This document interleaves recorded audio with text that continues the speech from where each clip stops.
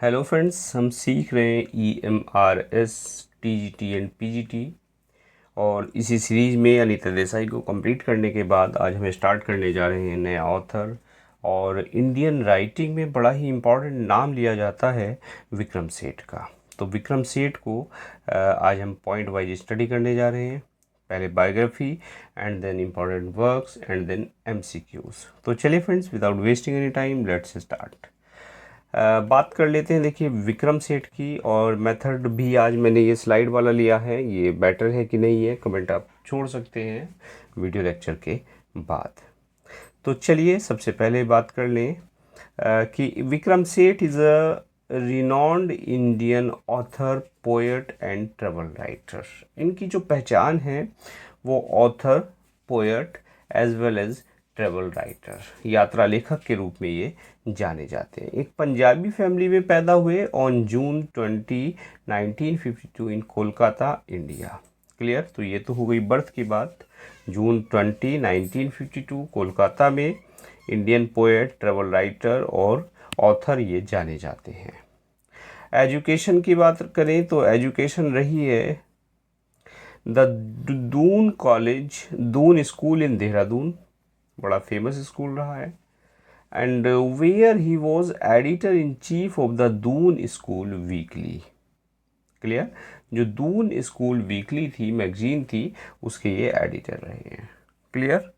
Eight Doon he was influenced by his teacher, एक mountaineer थे Gurdayal Singh. Clear. तो उनसे ये बड़े प्रभावित रहे हैं। वो इनको पढ़ाते भी थे, शायद ज्योग्राफी वो पढ़ाते थे कॉलेज में, तो उनसे बड़े प्रभावित ये रहे हैं।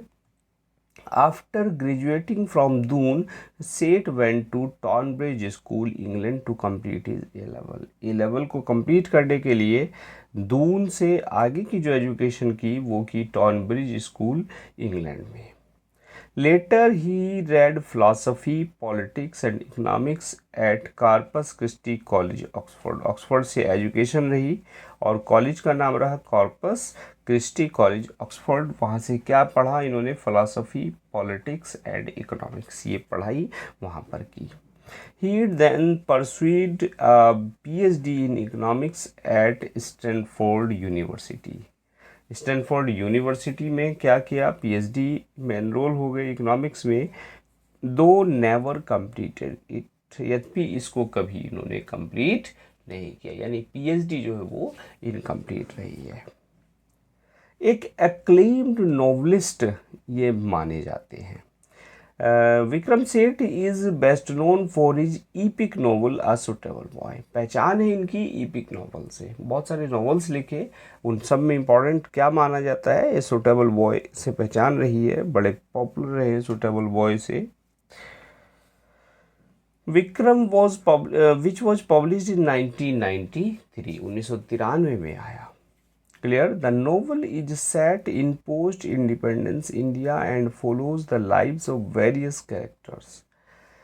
पोस्ट इंडिपेंडेंस इंडिया यानी जो आज़ाद भारत है उसमें इसकी नॉवल की सेटिंग है। And follows the lives of various characters, बहुत सारे कैरेक्टर्स के जीवन को ये बताता है। Exploring themes of family, love, politics and societal norms.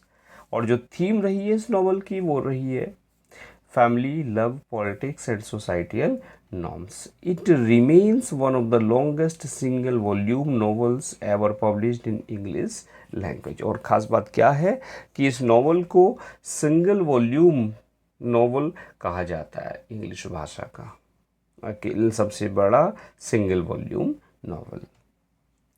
Versatile poetry, कुछ पोएटिक कलेक्शन भी इनके रहे, एक पोएट के रूप में भी इनकी पहचान रही है। तो his poetry collections such as Mappings and All You Who Sleep Tonight showcase his profound and evocative writing style। Clear. यानी जो वेल नोन इनके पोएट्री कलेक्शन रहे हैं वो रहे हैं मैपिंग और all you who sleep tonight. आगे बढ़ जाते हैं। एक पहचान और थी इनकी ट्रेवल राइटिंग के रूप में। तो बहुत सारे ट्रेवलोग इन्होंने लिखे, यानी जिसको हम यात्रा वृत्तांत कहते हैं, ट्रेवलोग वो इन्होंने लिखे। Based on his experiences in various parts of the world, जो एक्सपीरियंसेस, जो अनुभव इनको रहे हैं दुनिया के विभिन्न भागों से। One notable work in this genre is from Heaven Lake. एक इम्पॉर्टेंट नोटेबल वर्क क्या है? फ्रॉम हेवन लेक रहा है। Travel through Sinkiang and Tibet, Sinkiang और तिब्बत की यात्रा रही है, तो वो यात्रा वृत्तांत इनका बड़ा नोटेबल रहा है, बड़ा फेमस रहा है। Which narrates his journey from China to India by Tibet, इनकी यात्रा को बताता है चाइना से इंडिया की बाया तिब्बत हो। Clear? Other notable works besides A Suitable Boy, Seat has authored several other books including An Equal Music। देखिए, सुटेबल बॉय के बाद बात करें तो जो दूसरा इम्पोर्टेंट वर्क रहा है वो रहा है an equal music, a novel that delves into the lives of musicians and their relationships, जो बताता है जीवन को, किसके? म्यूजिशियंस के जीवन को बताता है, उनके संबंधों को बताता है। एंड टू लाइव्स, और दूसरा वर्क रहा है Two Lives, a biographical work exploring the lives of his great uncle and aunt during World War second. Clear? एक ऑटोबायोग्राफिकल नॉवल बन पड़ा है क्या? Two Lives. Language proficiency, language proficiency की बात करें, Vikram is influenced in multiple languages including Hindi, English, Hindi, Urdu and Chinese. तो इन भाषाओं पर इनकी पकड़ थी, किस किस पर? English, Hindi, Urdu and Chinese. बात कर लेते हैं लिटरेरी अवार्ड्स की एंड ऑनर्स की। इम्पॉर्टेंट जो ऑनर्स हैं, अवार्ड तो बहुत सारे मिले, एक लंबी चौड़ी लिस्ट आपको मिल जाती है, लेकिन यहाँ हम बात करेंगे टू द पॉइंट, केवल इम्पॉर्टेंट चीज़ों की। तो ये नोट्स थे फ्रेंड्स मिलियन माइंड्स इंग्लिश के, उसी से ये मुझे लगा एक स्लाइड आपके लिए तैयार कर दी जाए, तो उसी से ये स्क्रीन रिकॉर्डिंग जो है आपके लिए लेक्चर के रूप में तैयार कर दी गई है। 1983 में Thomas Cook travel book award for from Heaven Lake, Heaven Lake के लिए अवार्ड मिला क्या? Thomas Cook travel book award. कब? 1983 में। 1985 में Commonwealth poetry prize Asia for the humble administrator garden, यानी पोएट्री प्राइज एशिया मिला इनको, किसके लिए? द हम्बल एडमिनिस्ट्रेटर गार्डन के लिए ये वर्क रहा इनका, कॉमनवेल्थ पोएट्री प्राइज। और इम्पॉर्टेंट है, साहित्य अकेडमी मिला द गोल्डन गेट के लिए 1988 में, 1988 में। आगे बढ़ जाते हैं, 1993 में Irish Times international fiction prize shortlist for a suitable boy. Clear? Irish Time international fiction prize. Commonwealth writers prize ये मिला इनको सुटेबल बॉय के लिए 1994 में। और 1994 में दूसरा मिला WH Smith literary award for a suitable boy, suitable boy के लिए ही दूसरा award WH Smith literary award. Cross world book award equal music के लिए मिला 1999 में। और order of the British Empire, order of the British Empire commander ये मिला 2001 में। और प्रवासी भारतीय सम्मान 2005 में। और पद्मश्री मिला इनको लिटरेचर और एजुकेशन के लिए 2007 में। Clear? Social activism said supports for various causes including LGBTQ rights and AIDS awareness। जो LGBT है उनके राइट्स के लिए और जो एड्स अवेयरनेस के लिए ये जो है सपोर्ट करते हैं, ये एक सोशल कॉज इनके रहे हैं। Clear friends? LGBT समझते होंगे, लेसियन क्या होता है, लेस्बियन। क्लियर? लेस्बियन, गे और वही होते हैं इसमें एलजीबीटीज में। Respect for tradition and culture, tradition और कल्चर के लिए क्या रेस्पेक्ट इनकी रही है। His works presents a nuanced portrayal of Indian society with an emphasis on cultural heritage। जो वर्क्स रहे फोकस किए हैं वो कल्चरल हेरिटेज को, जो इंडियन सोसाइटी को पोर्ट्रे इन्होंने किया है, भारतीय समाज को, और कल्चरल हेरिटेज पर, जो सांस्कृतिक विरासत है उस पर इन्होंने एम्फेसिस डाला है। म्यूजिकल इंटरेस्ट भी रहा है और एक deep passion for music, music के प्रति, संगीत के प्रति एक गहन लगाव इनको रहा है, पर्टिकुलरली वेस्टर्न क्लासिकल म्यूजिक, जो पश्चिमी क्लासिकल म्यूजिक है उसके प्रति।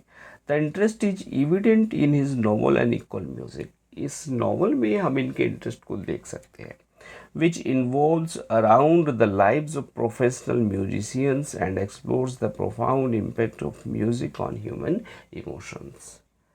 तो जो प्रोफेशनल म्यूजिक से उनकी लाइफ के चारों ओर घूमता है और इसी के साथ साथ जो एक डीप इम्पैक्ट बताता है म्यूज़िक का ह्यूमन इमोशंस पर, ह्यूमन इमोशंस जो होते हैं उन पर म्यूज़िक का क्या प्रभाव पड़ता है, ये भी इस नॉवल में हम देख सकते हैं। क्लियर। और आप में से कोई अगर म्यूज़िक लवर हो तो कमेंट करके बता सकता है। Personal life and identity, Vikram Seth's personal life and identity have been subject of interest of his readers. तो उनके रीडर्स के लिए उनकी पर्सनल लाइफ और उनकी जो पहचान है वो एक इंटरेस्ट का विषय रही है। ही ओपनली आइडेंटिफाइज, वो ओपनली जिक्र करते हैं, पहचान करते हैं अपनी बाइसेक्सुअल की, वो बाइसेक्सुअल हैं। And has candidly discussed his experiences, अपने जो एक्सपीरियंसेस हैं उनको निष्कपट बिल्कुल स्पष्ट रूप से वो डिस्कस करते हैं। And struggles related to his sexuality in interviews and writings, अपनी सेक्सुअलिटी को लेकर जो डिबेट्स होती हैं, राइटिंग्स होती हैं, इंटरव्यूज़ होती हैं, उनमें वो खुल के बात करते हैं। फैमिली बैकग्राउंड की बात करें फादर मदर की, तो comes from a family of distinguished individuals. Father Prem Seth थे, एक prominent businessman and author. Father रहे हैं प्रोमिनेंट बिजनेसमैन और ऑथर रहे हैं। माँ रही है लीला सेठ, first woman chief justice of high court in India. High court in India की फर्स्ट लीला सेठ फर्स्ट चीफ जस्टिस रही हैं, यानी एक नोटेबल फैमिली से ये रहे हैं। Influence of history and politics, history और पॉलिटिक्स का क्या प्रभाव पड़ा।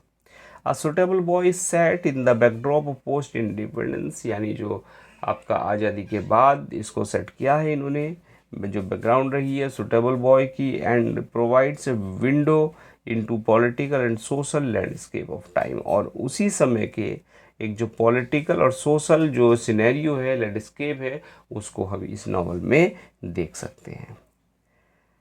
इम्पोर्टेंट नॉवेल्स की बात करें तो साहित्य अकेडमी अवार्ड गोल्डन गेट के लिए मिला 1986 में, सुटेबल बॉय 1993 में आया, इक्वल म्यूजिक 1999 में आया। पोएटिक कलेक्शन की बात करें तो mappings 1980, a tale of melon city 1981, the humble administrator's garden 1985, all you who sleep tonight 1990, beastly tales 1991, three Chinese poets 1992 और फ्रॉग एंड द नाइटिंगेल ये 1994। Summer requiem a book of poems 2015, doctor's journey entry of 4 August 6 1945, elephant and the tragopan. ये works जो हैं इनके poetic collection रहे हैं।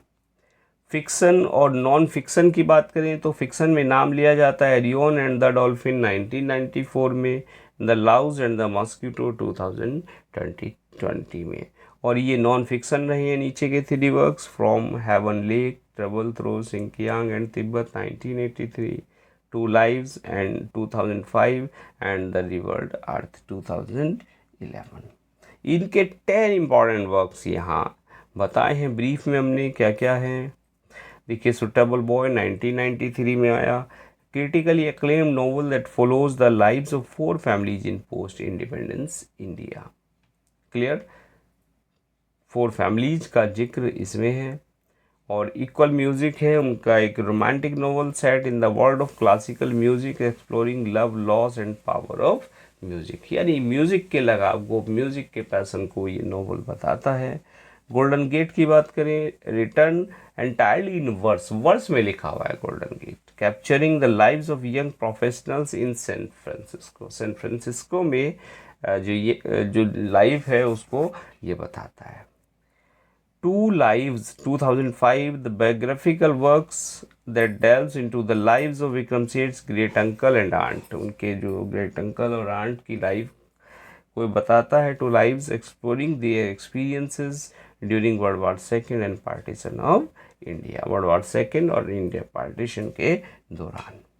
From Heaven Lake, travel through Sinkiang and Tibet, Heaven Lake जो work रहा है, ट्रेवलॉग रहा 1983 में, through Sinkiang and Tibet, a travelogue recounting Seth's journey from China to India by Tibet, यानी चीन से भारत का जो रास्ता है, रूट है, तिब्बत होते हुए उसकी जर्नी इन्होंने यहाँ जिक्र की है इस हेवन लेक के माध्यम से। आगे बढ़ते हैं। Beastly tale, a collection of witty and humorous poems inspired by SF fable, SF fable से इंस्पायर्ड वर्क्स है बीस्टली टेल, और क्या है, पोएम्स का एक collection. All you who sleep tonight poems 1990 में आई, collection of poems showcasing Seth's poetic talent and emotional depth, तो इनके पोएटिक टैलेंट को, इमोशनल डेप्थ को ये वर्क बताता है। 3 Chinese poets, translation of poetry bye 3 Chinese poet, Wang Wei, Li Wei and Du Fu, ये चाइनीज पोएट्स थे 3, इनके जो पोएट्री है उसकी ट्रांसलेशन, ये वर्क इनका रहा है। Arion and the dolphin 1994 children book रही है, that tells the story of a young boy's friendship with a dolphin, एक बच्चे की एक डॉल्फिन के प्रति जो मित्रता है उसको ये वर्क बताता है। The rivered earth, collection of liberty that Seth wrote for the English composer Alec Roth, clear. तो इम्पॉर्टेंट वर्क्स थे, आगे इनको हम ब्रीफ में एक एक वर्क को समअप करेंगे। तो चलिए फ्रेंड्स, मिलते हैं नेक्स्ट लेक्चर में। और हाँ, अभी तक मिलियन माइंड्स इंग्लिश ऐप आपने इंस्टॉल नहीं किया है तो प्ले स्टोर से उसको इंस्टॉल करें, और अदरवाइज उसका लिंक आपको वीडियो के डिस्क्रिप्शन में मिल जाएगा। वहाँ पर कुछ MCQ सीरीज चल रही है आपके लिए इम्पॉर्टेंट, उससे अपनी तैयारी को और शार्प करें। तो चलिए फ्रेंड्स, बढ़ाते हैं आगे के लेक्चर में, इनके कुछ इम्पॉर्टेंट वर्क्स को डिस्कस करेंगे।